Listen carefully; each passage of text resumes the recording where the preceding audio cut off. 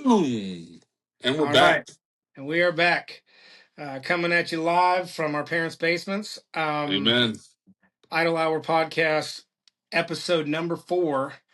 Um, and something we haven't done yet that we're going to do here, we're going to start actually sharing some of our partners. And so we're excited to say the biggest one as of right now that just happened, we are now officially partnered with Osseo Gear. Super excited about that, to work with them and some of the stuff we have planned. Also, Rack Hub. Uh, I've always been a fan of Rack Hub. Half the stuff in here is hanging gracefully on Rack Hub stuff, but and TJ Eads and those guys are such a good group of people. But so Osseo, Rack Hub, and then of course sponsorship with the OG brand, of course, Of and course. and all of those, we do have. I don't even know what the discounts are off the top of my head, but we do have some great promos for all three of those. So we'll put those Check in them the out description. below. Yes, sir. Um, and so here we are, man. I guess before we get started, you're having a cordial. Indeed, I am. I figured coming right off 4th of July should do something a little patriotic. So I got the Evan Williams 1783. What makes this bottle kind of unique is Evan Williams picks a select group of American heroes. They go to Evan Williams and pick out each individual barrel. This is the 2025 release, but figured it would be a nice pour to get started right after 4th of July. There you go. And I have fresh water that was found in from a glacier in Mm. Alaska. Now, Well, um, cheers to that. cheers, man.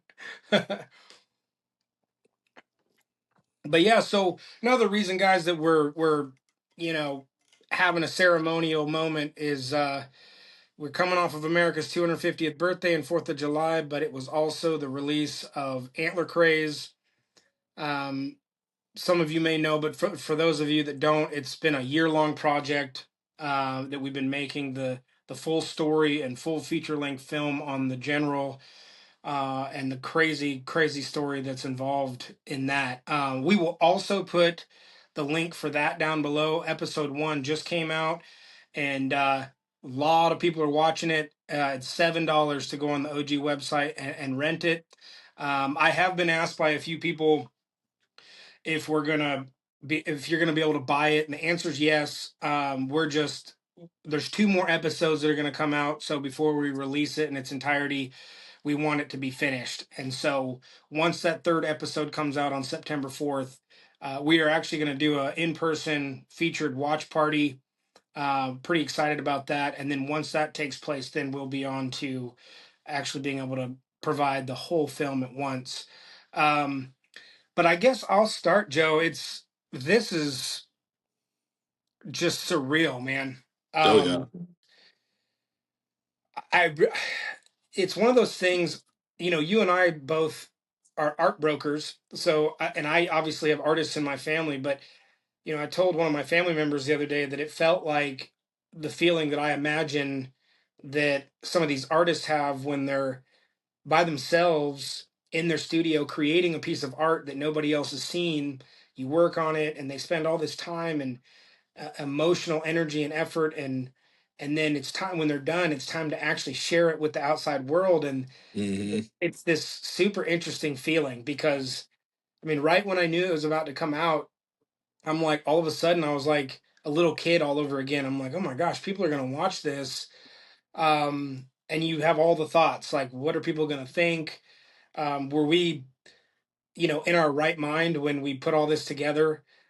How's it going to be? But it's just been, at least from, and I'm sure people butter me up a little bit because a lot of them are like friends, family, like fellow folks in the industry and stuff. So I'm sure there might be some folks around that maybe don't enjoy it, but so far the feedback has just been incredible.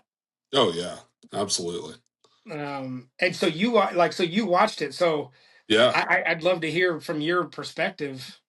Oh, it was killer. And, I got the unique setting that I got to kind of experience, witness, a little bit of the behind the scenes production stuff, kind of hearing it from you, kind of hearing who's involved and everything. But to see a completed project was just incredible. I mean, really, truly knocked my socks off.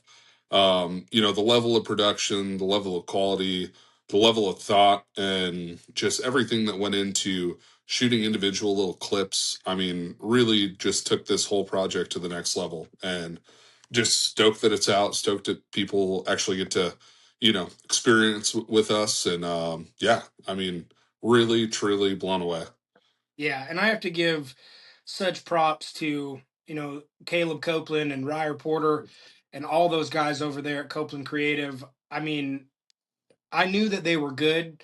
I had the good fortune of actually getting to kind of see the the scenes with them earlier on when we did that Seek One episode, that Antler episode. So I like once that episode came out and I watched that, Josh, you know, for those that don't know, Josh is the owner of the General.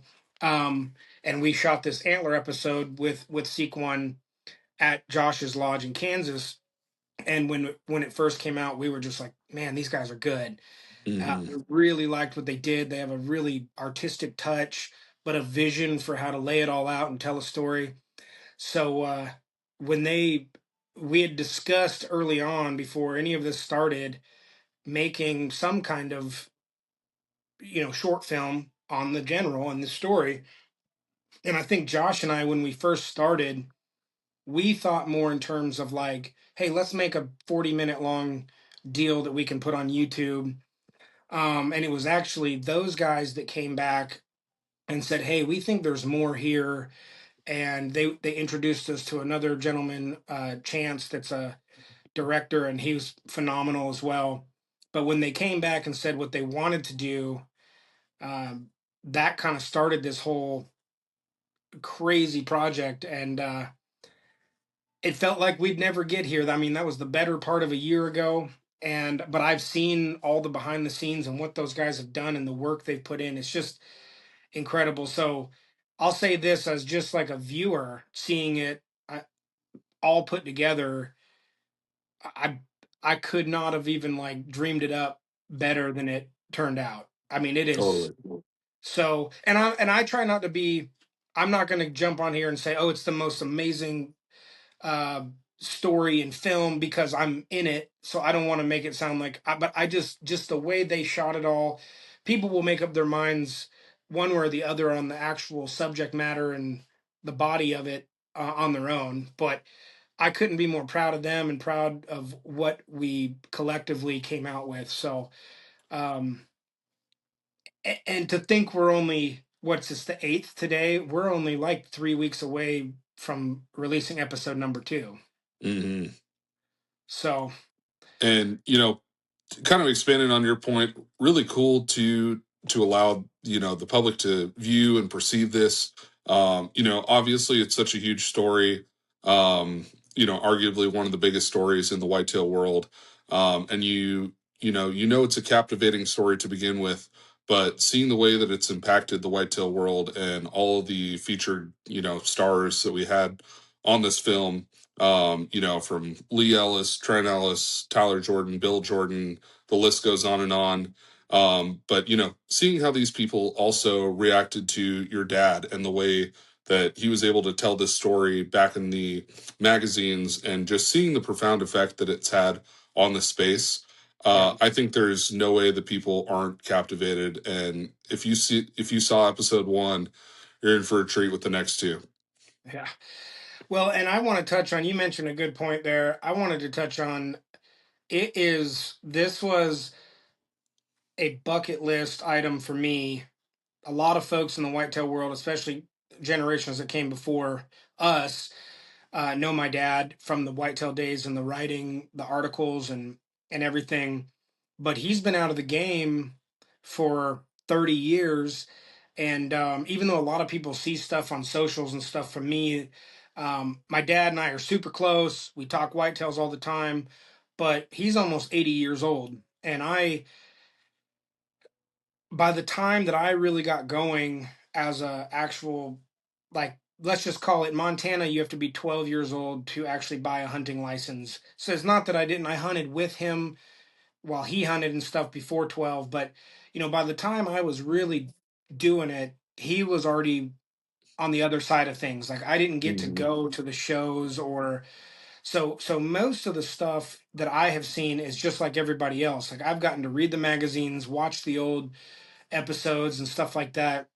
So to get to make a film with him 30 years later, I told my dad, I said, I don't even care what happens after this. Like this was just something that I've always wanted to do. And I really never thought I'd have an opportunity to do that. Mhm. Just because there's such an age difference. Um, and him not being involved anymore, really. So that part was really cool. What else did we mention about? Oh, there's one other thing I want to mention about the film that's kind of like for those of you that have seen it, you'll know exactly what I'm talking about. The first episode, but there's a very interesting dynamic here where like we knew that lovers of whitetails and the deer stories and everything, this is your audience that really knows deer and really Mhm. knows that world and everything. There's one segment in this first episode. They're brief, but there's one segment with the deer biologist who talks about shedding antlers, and that a little bit just touches on the difference between an antler and a horn. And then there's one other quick segment in there that's all of about 90 seconds long that talks about how to score a typical and how to score a non-typical. And I had a couple of my whitetail buddies that I talk shop with all the time that were like, you know, that it was an interesting choice to put that in there because a lot of the whitetail lovers are like, yeah, duh, this is how you score a deer. Mhm. This is the difference between a typical and a non-typical. But for all of you out there that don't know, um, we one of our big goals with this film is to end up with the whole Antler Craze film and future series on one of the big streamers. So whether that was a Netflix or Amazon, Hulu, and the list goes on, the thought behind it was that we know that the people that know whitetails, they don't need those two segments in there. But if it does go to like a streamer, you got to assume that there's going to be a lot of people that might watch for entertainment purposes that don't know anything about how to score a deer. And there are a ton of people out there that have no idea that deer shed their antlers every year and grow them back.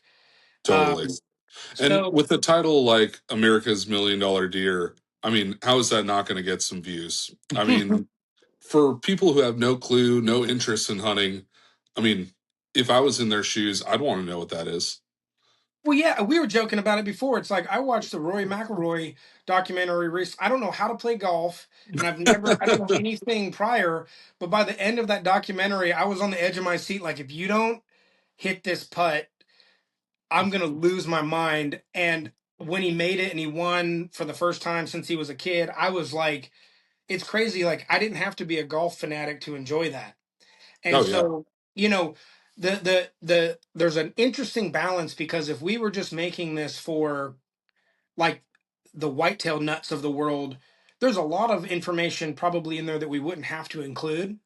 But this at least, so it's an interesting way to do it. But so for those of you that watch it that do know your stuff, don't mind it. It's a short piece. It's like the deer biology part is a couple minutes, and then like the little cutaway to how to score a deer, or just in the basics. It's not even a tutorial. It's just kind of like here's a typical, here's a non-typical.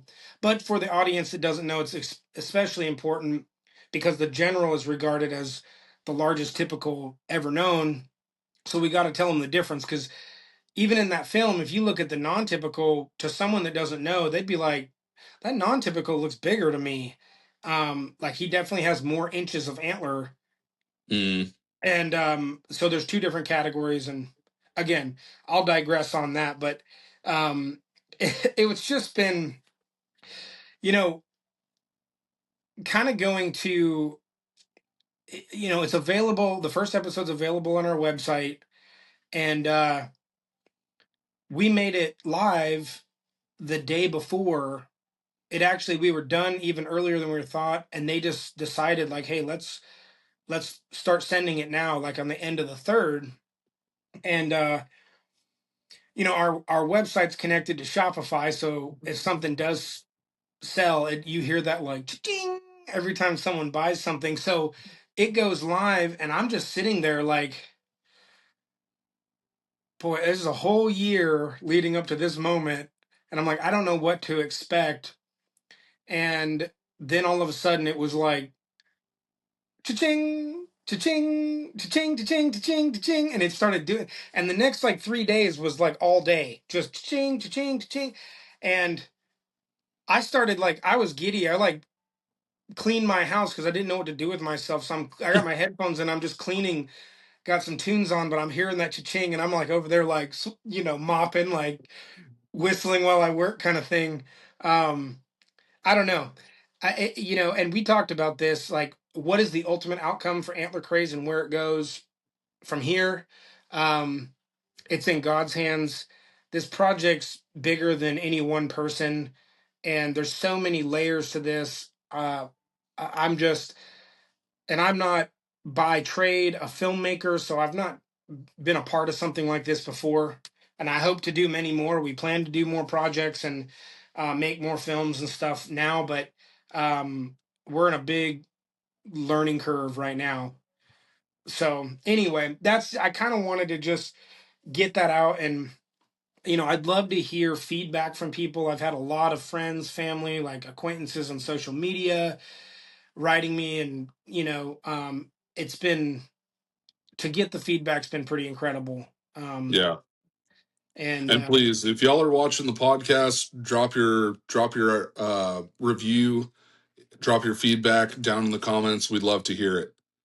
Yeah, yeah, and I get it. I mean, like I said, I had one friend that was like, I didn't love the scoring tutorial because he's a deer nut and he knows more than just about anybody I know about how to score a deer and stuff. And I'm like, totally get that. Like, you know, um, but I think the timeline of the story and everything, there's so much information. It actually makes the story move pretty fast in there because there's so much information that to tell it all in what'll ultimately end up being like an hour and a half, hour and 40 minutes when it's all said and done, it's a lot has to happen in an hour 40. So Oh uh yeah. and so, but yeah, man, that's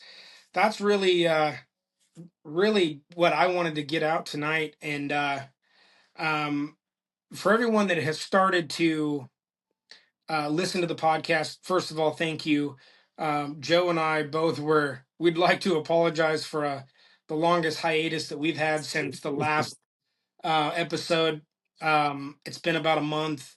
It's which is not like us, because when we started, it was like we were making one every like 4 days, and but we just it's mostly my fault. I actually went to Montana for almost a month, and um, my dad had actually back in April had a open heart surgery, and very serious one. The family was pretty stressed and on edge about that, and this was the first time that he's been doing well enough since his surgery. We actually went camping out there, my whole family. We took the campers up to my brother's property up north of where we're from, and camped out. I took my daughter out there. We had all the kids and my dad, and for the first time ever, my brother and his kids and myself and my daughter and my dad were all together on Father's Day for the first time ever. So, um,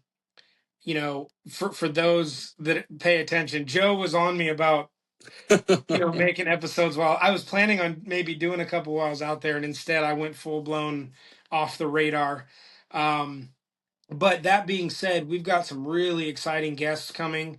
I won't say names yet, but Joe, we were just discussing. There's some new, really exciting names that have come up Oh yeah. that I think are really going to surprise people because they're not from the hunting world per se, but you know, it rhymes with UFC. Um, Mhm. so, but we're just having fun with it, and wanted to get on tonight and just kind of get back in the flow of things. And um, Joe, let's jump to you for a minute. This is kind of, you're in an interesting time because you're planning a wedding, Yep. and you know life is pretty much over for you. Um, Made the mistake before I really got into the hunting world of planning a November wedding. So yeah, how definitely dare screwed you? up there. First of all, how dare you? No, November's not too bad. I don't know about all the other states, but like in Montana, um, well, your key rut for elk is in September. Um, most of the actual rifle season, so the bow season will already be done. The most of the rifle season, most of it'll be done. It typically ends that last Sunday right after Thanksgiving. So Hmm. it does cut into like Montana's peak rut time, which, you know, I guess I'm in your wedding, so I'll forgive you for doing this to me. But Just this one time. yeah, yeah, no, and I'm spoiled, man. I get to go do all the fun stuff. So you only get to in in theory get married once. Yep. Um, don't follow me for advice on that kind of stuff. Because I cruise past one. But no, it's fun, man. And what do we have on the books for what's our next schedule's gotten all thrown around this year with some of the stuff we had to cancel and all that. But what do we have Mhm. that's actually on the books left? Ooh. I'll be in Jackson Hole this upcoming week. Following that, I'll be out in Cheyenne, Wyoming for Cheyenne Frontier Days. Um, oh, we talked with Knox about getting on a deer or dove hunt down in South Texas. So a couple of loose things on the books. And then more than likely we'll be back in Beaver Creek in December, January. Yep, yep. And I guess on the OG end,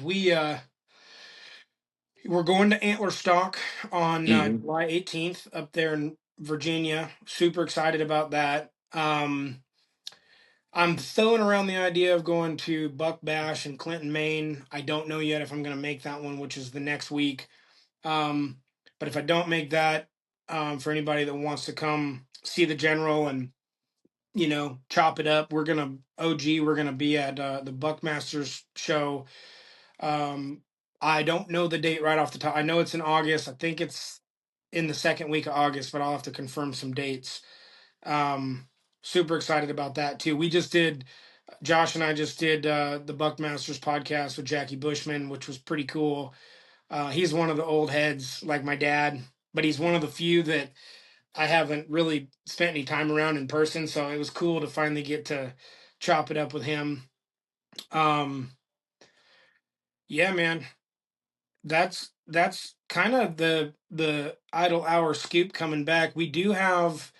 Um, we've got some other really cool partners and sponsors that are coming. Um, but we'll release it when we've locked it in all the way. And but there's some really exciting stuff coming, and then we've got a few famous artists that are going to come on. And um, for those of you that don't know, or if you haven't noticed yet, if you've seen the other episodes, Joe and I, we kind of jump back and forth in our format between having a guest and then like chopping it up. And sometimes we chop it up just because so much stuff happens in between that it's like, hey, let's get on there and share and discuss it and all that. But Like the release of a film or something. yeah, yeah, like the release of a film. Um, and you know what? I'll say this. It's funny. This sounds funny to say out loud, but I actually enjoyed being in the film so much that I actually left there and thought I could dabble in like taking some like acting classes. And like I have no aspirations to be a full-blown actor, but it's kind of like public speaking was for me. Like, kind of like everybody else, I had no desire to do public speaking, but then once I started doing it some, then I really liked it. Um, this was one of those things where I'm just like, because a lot of people are like this. I don't love myself on camera, or I've got a super raspy voice. I It's not my thing, right? But then, kind of coming around full circle, when I was done, I was like, man, that was fun, and it's challenging, and I was out of my comfort zone, and so now I want to do it more. And I make my goals every year. I put on my goal sheet um, to appear somewhere in a movie one day. Not to be the headliner or anything, but just even if I'm in a scene, just so people are like, "Oh, dude, what?" Like, um, and that happened to me the other day. I was on a flight. I was coming back from no, it wasn't Montana. Where did I go? I was coming back from that Texas trip a few weeks Hmm. back, and you know that film that just came out. It's actually a pretty dark, gory film, but it's that guy that's like a young QB, that's like headed to be like the top pick in the draft, and he is getting like mentored by Wayans, who's already like an NFL All Star. Uh, if not, I forgot the title right now. Unfortunately, I am no help in that category. Okay. Well, it's funny though because it's major Hollywood movie, and I'm like mid film, and there's just this scene with these guys. They're playing like one on one coverage football and like practicing, and one of the main guys in that scene is a dude that I played basketball with in college. I haven't seen him No since kidding. college, but I was like, what? So I had to send him a message and be like, dude, super random to just see you in a movie, you Hmm. know. Um, but anyway, it's all fun, man. I think if nothing else, through all this stuff, whether it be podcasts or public speaking or doing films, it's like we keep having these moments where, at least me personally, I get asked to do something that's way out of my comfort zone because I've never done it before, and Yeah. I've just learned to be like, all right, let's roll. I don't. Maybe it'll be terrible. Maybe it'll be okay. Maybe I'll find something that I'm decent at, but I'd rather jump in and try it, and just say I did it. Oh, absolutely. Yeah. But so yeah, man, what else we got? We talked before we started the podcast on what all we wanted to get to. Um Why don't we touch a little bit about that release party? Kind of what the vision is. yeah, well, unfortunately, I don't have any hand in planning it, so like I'm getting told, so I'm almost like a third party, but it sounds like from what I do know or what I've heard, it sounds like it's going to be probably in West Virginia.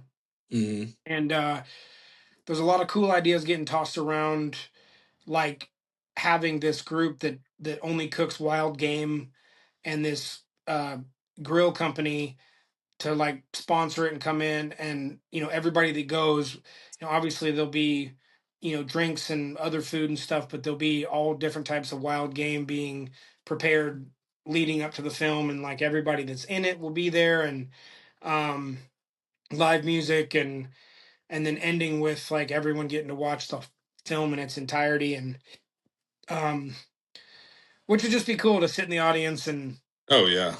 take part. Um, Absolutely. but again, that's not, and I'm sure we'll have the general there.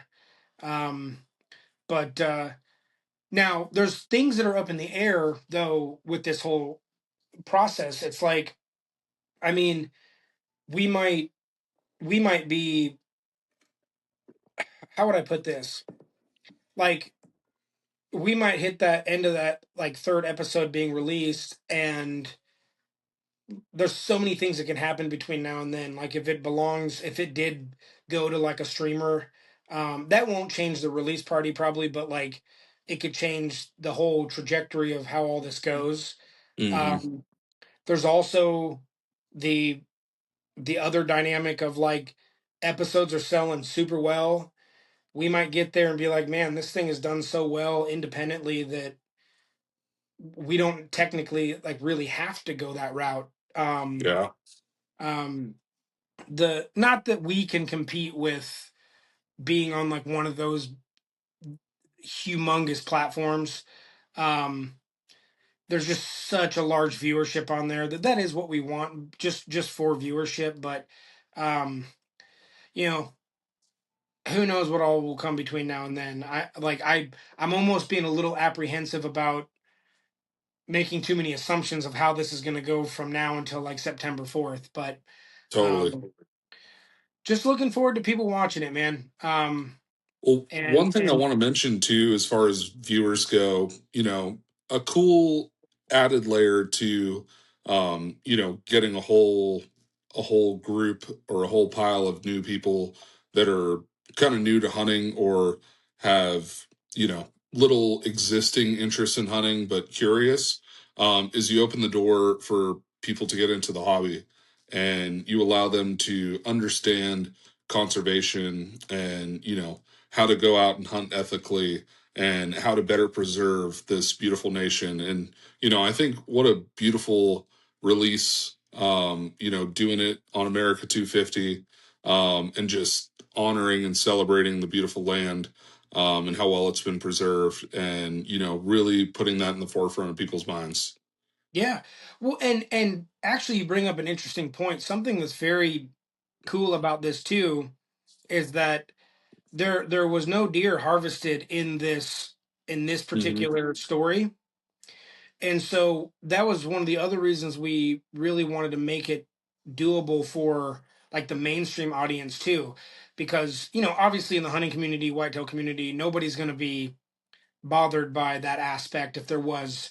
um but it's funny, like there was a gal, one of my mom's church friends out in Montana, that was like, oh yeah, I want to share this, just because she's a friend of the family, Hmm. but but not affiliated at all with any of that stuff. And she's like, I want to share this with a bunch of my church friends, but does anything does anything die, or is there any gore or blood in there?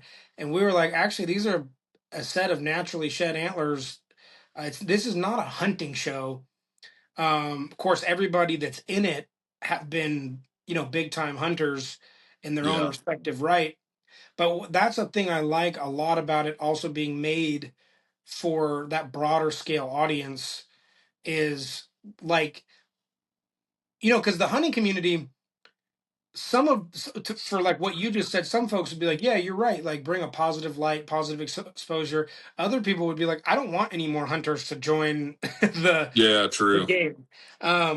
And so it's but what I will say to this, in the whole like whitetail space and everything collectively, one thing that I think a lot of folks involved would agree upon is that there are some people that are doing it right, that are ethical, and they tell a great story, and they're really good for they're into the customs and the culture, they're into conservation, and preserving our hunting rights. But like every industry, there are plenty that are doing the exact opposite. And Yeah. when someone goes out there and does something really crummy and posts a video, it it affects all of us. It hurts all of us because it sheds a horrible light on a world that's not actually like that. You've got a bad egg, in every bunch, but like by and large, there's a culture here, there's a history here, and I not to go down this rabbit hole, but like hunting rights and freedoms in there and stuff. There's public land accessibility. This stuff is very much um, in trouble in some places already, Hmm. and the last thing we need is you know some ding dong going out and doing something stupid and posting it, and they still keep doing it. And Yeah. um, but anyway, I mean, not to focus on the negative. It's by and large, I've been in this world my whole life, and I've met most of my best friends, and I've learned so many life lessons, and I've met more genuine people that care, and really they're the reason that we still have hunting rights and freedoms and land access. And um so anyway, we wanted to make sure on that end too with the film that we're contributing 100% the right way to that side of things too. Yeah. um and And speaking as someone who's doing things the right way, and I know unfortunately this was in your backyard and you were up in Parkland for this particular week, but I got the pleasure of attending the IOTR, or the International Order of Teddy Roosevelt. I mean, talk about what an incredible organization and what they're doing, not just for conservation and you know, showing and teaching these wonderful traditions that we share, but what they're doing for just our nation and our future generations in um, going about getting the constitutional right to hunt on every state's constitution. And just, you know, what a beautiful organization, incredible what they're doing. But just, you know, wanted to throw that in for someone who's really, really making that the forefront of their, you know, yeah, making that the forefront. yeah. And you spent a little time with Dan Cabela, didn't you? A little bit. Got to shake his hand real quick, but didn't get Oh, you to didn't have a convo. I chat all didn't. that much. Yeah. And the Met a reason bunch we're of the great people who are kind of running the organization. But yeah, wish I got to chat with them a little bit more. But yeah, ran into some incredible people, a lot of people who are really well connected in the industry as well. So really cool opportunity to be down there. yeah, yeah. Um and, we've been laughing about this since you guys, nobody would know this watching this, but um Joe and I travel all over the country. um Joe mostly for art related events and stuff like that, as a broker, and we work a lot together.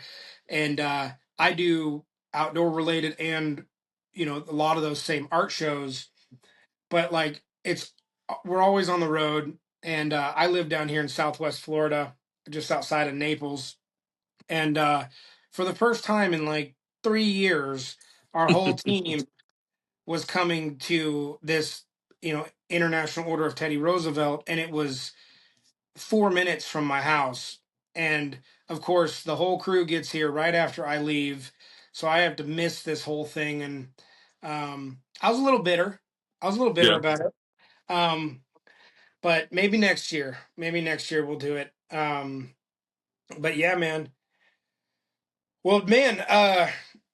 I for me, I don't know if you have anything else you want to cover while we're here. Our next deal is probably we're going to have a series of guests on here for the foreseeable future. So this was more of a, kind of jump in, get back in the swing of things, kind of give some updates, talk a little bit about Antler Craze. Um, and it's going to be kind of short and sweet here tonight, I think. But unless you got anything else, Joe. no, I think we covered a lot. You know, congrats to you, Josh, the OG team, Caleb, for getting this all out. Thank you. Excited for everyone to enjoy it. And yeah, stay tuned for some more episodes. We'll have episode 1 linked below. Thanks a lot, guys. Please go watch the show. Would love to hear feedback, and just I hope if you do, I hope you enjoy it. And we will see you very soon with our next guest. Absolutely. And thanks again to our sponsors, Osseo, Rack Hub, and OG. Yes, sir. Looking Awesome. forward to the next time, guys. Thanks a lot. See you soon.